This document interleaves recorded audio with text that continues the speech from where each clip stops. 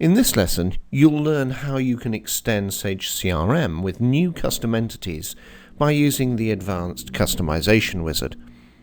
I'm going to switch across into now another browser so that we can see where we can download the advanced customization wizard. This is being downloaded from the community, and I just need to download this, and it'll go down onto the down into the download section of my machine.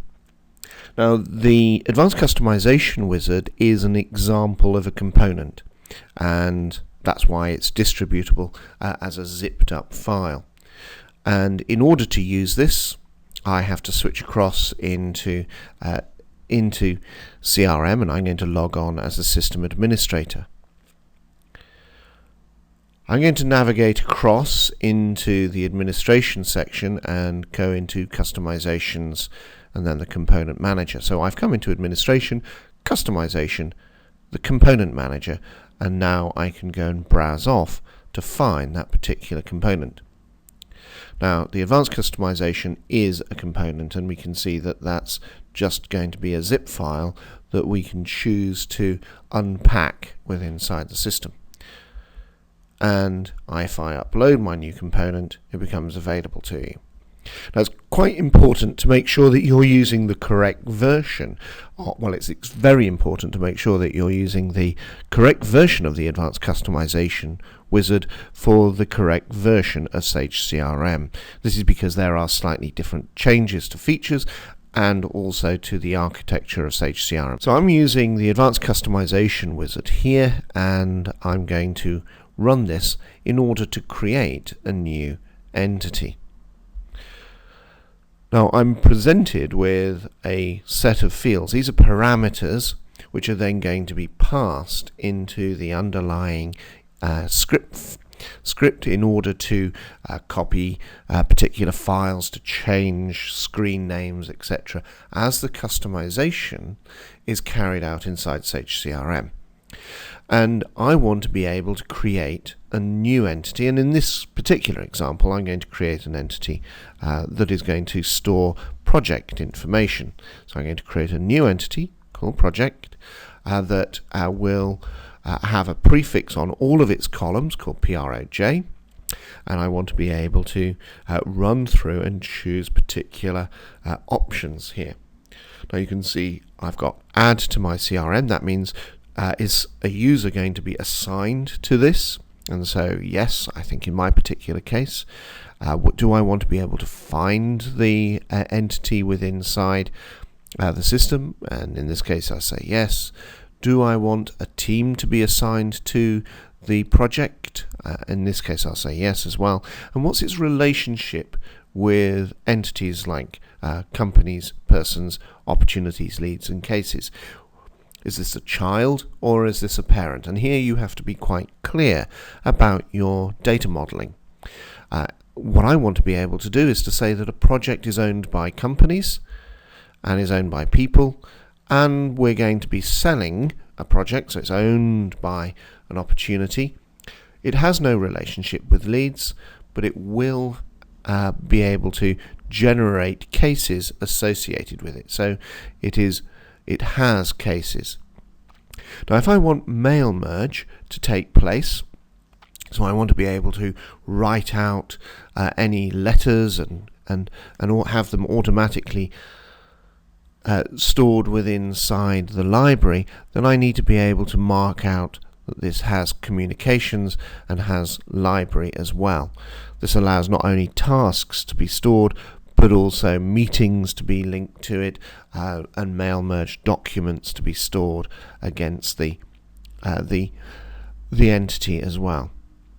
Does this have a relationship directly with orders and quotes? I don't think it does at this point, but I perhaps do want to be able to create workflow information for this new entity. I can also, if I want to have the idea of workflow progress, I don't need to think about that, and I could in the screens as well opt for the idea of a deduplication feature in a very similar manner to the way in which company and person deduplication works.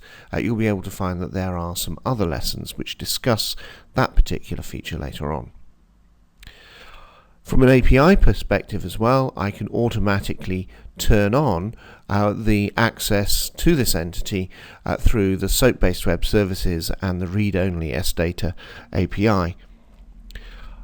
If I am working with the .NET licenses, so if I have a developer license on my machine, I would see that I have an option here for .NET. In fact, if you don't tick this, you will find that the wizard creates a set of ASP pages to support the customization. If you tick it, then no ASP pages are going to be created. I'm not going to tick that. In the majority of partners who run the advanced customization wizard, they will not see this option because it's there only for developer partners who want to be able to create extensions and create the supporting pages using the .NET API. Okay, well, I'm going to install my component now, and you'll see that it warns me that installing the component could potentially override changes, and it is very important that you do not run the component without modeling and testing this first of all. So you need to make sure that you're aware of the impact that this is going to have on existing screens and on the existing data model. So the component runs.